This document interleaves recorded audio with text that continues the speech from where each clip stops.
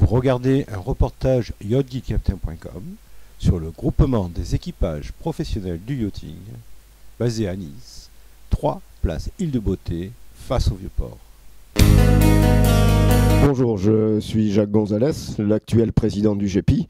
Alors le reportage qu'on fait aujourd'hui a pour but de faire un peu découvrir ce métier de la mer, de la plaisance qu'on essaie de ne plus appeler plaisance mais yachting professionnel, pour bien se rendre compte que c'est une vraie activité, une véritable industrie.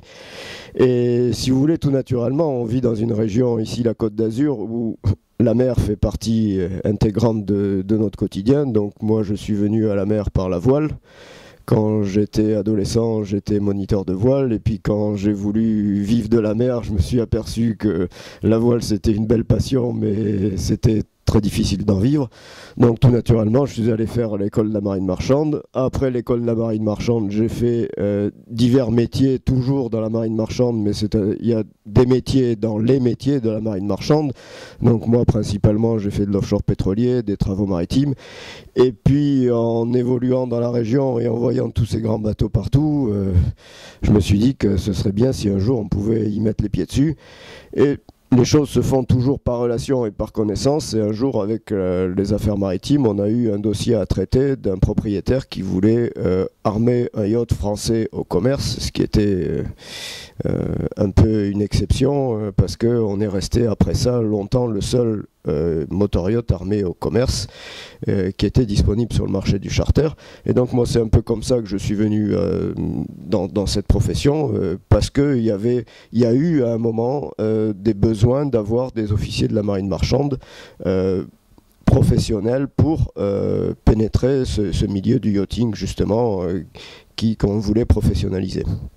Donc à la suite de ça, si vous voulez, il y avait en même temps d'autres amis qui étaient aussi dans le même cas que moi, et on a essayé de se fédérer, entre guillemets, pour créer le GEPI, de manière à pouvoir organiser un peu la profession, et de manière surtout à permettre à tous les Français qui étaient intéressés par cette profession, de pouvoir y mettre un pied, et aussi, si vous voulez, de pouvoir adapter les formations qui cadrent davantage à cette profession que pas forcément toujours les brevets de la marine marchande, qui sont des brevets qui demandent beaucoup de temps. Et comme dans notre profession, le yachting professionnel, il y a plusieurs catégories de bateaux.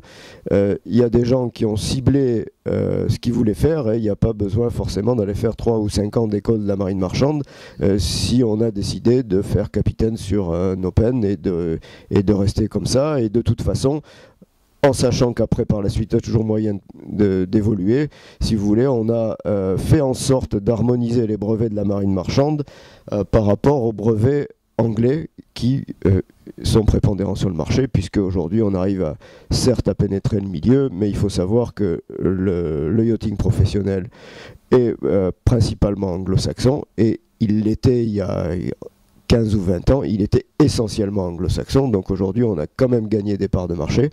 Il y a encore énormément de travail à faire, mais ils ont tout inventé avant nous, et donc on a essayé de se cadrer sur cette activité pour que les Français puissent accéder et les mêmes possibilités, les mêmes prérogatives et la même reconnaissance que tous les marins étrangers qui soient susceptibles de mettre un pied dans ce milieu.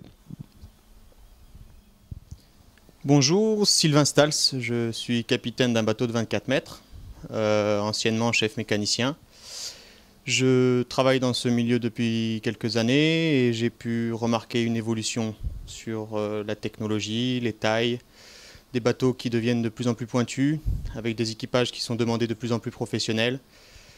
Et donc, professionnel est un bien grand mot, mais c'est vrai que nous avons, grâce à la formation continue et des gens qui montent en compétences sur des bateaux de 50 mètres, etc., nous avons de plus en plus de personnes qui sont capables de manœuvrer ces grands bateaux.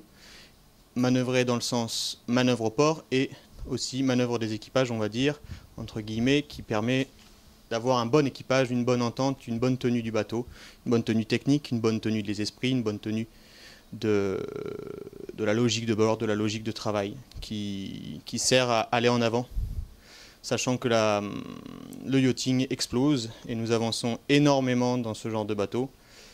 Beaucoup de personnes se rendent compte qu'aujourd'hui, tenir un bateau, c'est pas seulement être marin, et ça demande bien sûr beaucoup de connaissances maritimes, mais ça demande aussi beaucoup de connaissances d'hôtellerie, de réception de services, parce que nous avons un métier où nous tenons de magnifiques embarcations sur l'eau, où des gens demandent beaucoup à un équipage souvent peu nombreux. Aujourd'hui, pour mon travail personnellement, je suis sur un bateau, donc comme je l'ai dit, de 24 mètres. Nous sommes plutôt 2 membres d'équipage, ce qui n'est pas énorme. Donc au niveau de l'organisation du travail sur notre navire, c'est multifonction, multi-usage, 2 personnes pour tout faire. C'est-à-dire le côté maritime, le côté technique, le côté sécurité, le côté hôtellerie, réception, service. Voilà. Tout ça se répartit entre 2 personnes. Quelque chose de très délicat à tenir, puisque les charges de travail, en fonction des temps de durée d'embarquement, qui peuvent aller d'1 jour pour ce qu'on appelle du day charter ou des sorties à la journée, à 1 semaine, 2 semaines, 3 semaines, des fois 1 mois. À 2 personnes, c'est dur à tenir, mais ça se tient. Ça permet aussi d'appréhender le travail sur toutes ses facettes et de pouvoir ensuite l'appliquer sur des navires éventuellement plus grands et sur des navires qui comprennent 1 personne par fonction. Bonjour, je suis Thomas Bunaudière, second capitaine du navire. Actuellement, je travaille maintenant aujourd'hui qui est très exigeante. Sur un yacht d'environ 50 mètres, plus de 500 UMS, c'est la jauge du bateau. C'est un peu ça le point pivot. Au-dessus de 500, on est considéré comme un bateau, on est souvent un bateau commercial ou privé, mais on est considéré comme tout autre bateau, point de vue réglementation. C'est-à-dire que tout ce qui s'applique dans le monde, point de vue réglementation, sur un bateau d'environ 50 mètres, ça lui est appliqué. Aussi bien pour la Bonjour gestion. Adrien. Bonjour Jean-Luc. Alors Adrien, vous êtes marin sur ce bateau, parlez-nous un petit peu de votre métier sur ce bateau. Je suis marin depuis décembre et je suis ici à l'année et c'est ma première saison. Alors vous êtes monté sur ce bateau par passion? Oui. Et une passion qui vous a fait faire de nombreuses études, j'imagine. Les études, c'est 4 mois pour un certificat d'initiation nautique avec 12 mois de validation en navigation. Et ça vous donne droit à monter à bord à l'année? Vous êtes embauché à l'année sur ce bateau? Là oui, je suis embauché à l'année et ça me donne le droit d'être marin professionnel de la marine marchande. Alors, un marin à bord d'un bateau, ça travaille combien d'heures, combien de jours? Expliquez-nous un petit peu, c'est quoi votre travail à bord du bateau? En saison, on fait beaucoup d'heures. On va dire qu'on commence en général à 7 heures et puis au minimum, on finit à 22 heures le soir. Et on va dire qu'on peut prendre environ 1 heure de repos par jour. D'accord. Et 1 heure de repos par jour, quand le matin, midi, le soir, dites-moi, ça m'a l'air peu, non? Ça dépend, on fait des gardes, on essaie de tourner parce qu'on est 3 marins. Et en général, on en met 2 à l'arrière et 1 qui peut se reposer. Mais après, les gardes, ça peut aller jusqu'à 1 heure du matin aussi. D'accord. Et combien de mois dans l'année vous voyagez? En général, 3. 3 mois de navigation, ici on est basé à Nice, j'imagine que vous ne pouvez pas aller trop loin, vous restez en Méditerranée? Oui, en Méditerranée en général, puisque c'est les zones les plus fréquentées pour les yachts. Et le lieu traditionnel de visite, c'est quoi? On va dire Saint-Tropez.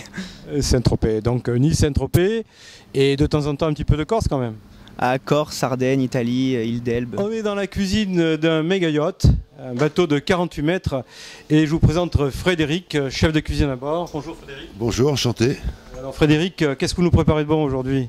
En fait, là, je prépare l'équipage, donc je vais faire, j'ai prévu des petites pommes de terre avec des chanterelles et des petites côtes de bœuf grillées avec une petite salade d'hiver, voilà.